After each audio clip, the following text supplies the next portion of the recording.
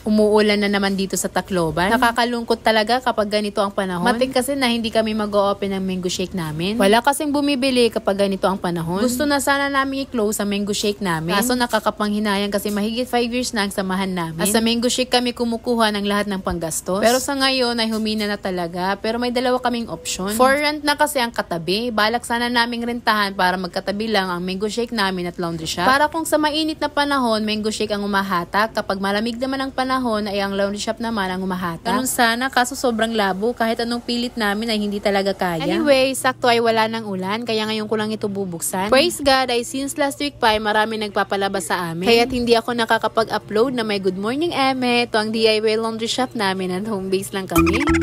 As in, nawala talaga sa aking isipan na gumawa ng video na may ganong intro. Sobrang na-busy talaga ako last week. Meron din kasi nag-chat dito sa akin sa TikTok. Taga San Jose daw sila dito sa Tacloban. Magpapalaba daw sila sa amin at akala ko nga ay magpapapick up lang. Pero nagulat ako nang sila pa ang pumunta dito. Hindi ko rin nakalain na 5 loads na ipapalaba nila at ang dalawa pa doon ay overnight babad. Iba nakaka-bless kahit ganito lang yung laundry shop namin. Meron pa rin gusto mag-try sa service namin kung maganda ba talaga ang pagkakalaban namin. At tinawagan ko agad ang asawa ko. Sabi ko may bago tayong customer kaya tuwang-tuwa siya. Kaya sabi ng asawa ko, pagbutihin pa natin itong maliit nating negosyo at mag-upload ka pa daw ng maraming mini vlog.